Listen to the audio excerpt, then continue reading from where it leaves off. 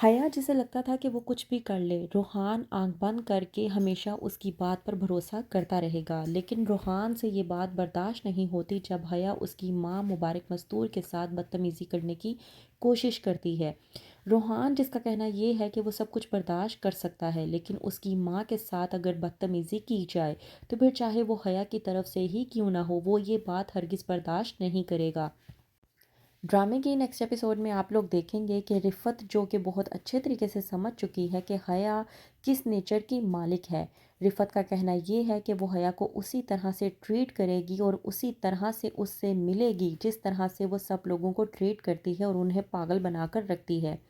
رفت ارم سے کہتی ہے کہ حیا کو اگر ہم لوگوں نے مات دینی ہے تو ہمیں حیا کو اس کے ہی طریقے سے لا کر مات دینی ہوگی، ورنہ حیا ہمارے قابو میں آنے والی نہیں ہے۔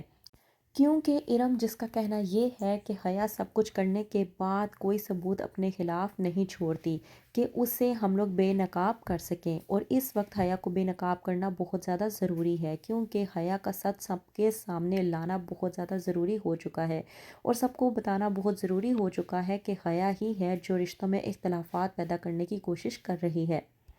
رفت جو کہ حیا سے کہتی ہے کہ تم میری بات کان کھول کر سن لو، تم نے سونیا کو لے کر جو کچھ بھی کرنا تھا وہ تم کر چکی ہو، لیکن سونیا اب تمہاری کسی بھی بات میں آنے والی نہیں ہے اور تم ارسلان اور سونیا کا رشتہ کسی بھی صورت ناکام بنانے میں کامیاب نہیں ہو سکتی۔ میں تمہیں ایک بات بتا دوں، اور دوسری بات یہ کہ ارم اپنی زندگی میں ہارون کے ساتھ بہت خوش ہے، تو بہتر یہ ہے کہ تم جتنا جلدی ہو سکے اس بات کو تسلیم کر لو اور ارم کی زندگی سے دور رہو،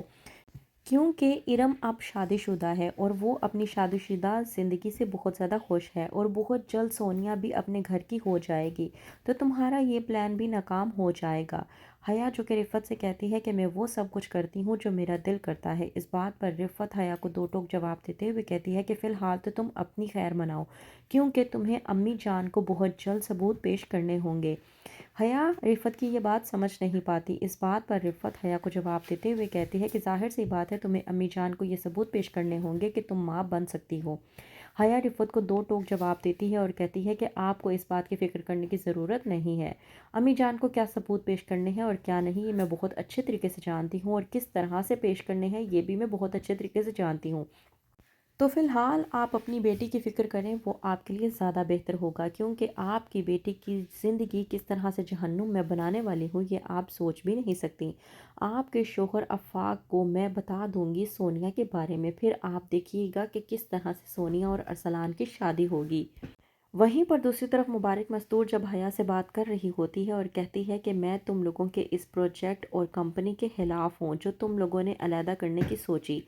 مبارک مستور جو کہ حیا سے کہتی ہے کہ مبارک گروپ کی 3 کمپنیاں ہیں جو کہ تینوں بیٹوں کی ہیں، مزید کسی چیز کی گنجائش نہیں ہے۔ اس بات پر حیا بھڑکتی ہے اور کہتی ہے کہ مشترکہ کھاتے میں رہ کر ہم لوگ کچھ بھی حاصل وصول نہیں کر پائیں گے۔ مبارک مستور جب کہتی ہے کہ تم کس حیثیت سے بکواس کر رہی ہو تو وہیں پر حیا بھڑکتی ہے اور کہتی ہے کہ R&H سی فوڈ کی وائس چیئرمین ہونے کی حیثیت سے میرا جو دل کرے گا میں وہ بولوں گی، اور آپ کون ہوتی ہیں ہمارے پروجیکٹ کو روکنے والی؟ تو اس بات پر روحان بھڑک جاتا ہے اور کہتا ہے حیا سے کہ تم میری ماں سے ایسے بات نہیں کر سکتی، میں تمہیں ہر چیز کی اجازت دے سکتا ہوں لیکن میری ماں کے ساتھ تم بدتمیزی کرو اس بات کی اجازت میں تمہیں ہرگز نہیں دینے والا۔ تو ارم اس بات سے اور بھی زیادہ خوش ہو جاتی ہے کہ کم از کم روحان کی آنکھیں کھل گئی ہیں۔ تو کیا کرے گی اب آگے مزید حیا جاننے کے لیے دیکھتے رہیے ڈرامہ سیریل حیا۔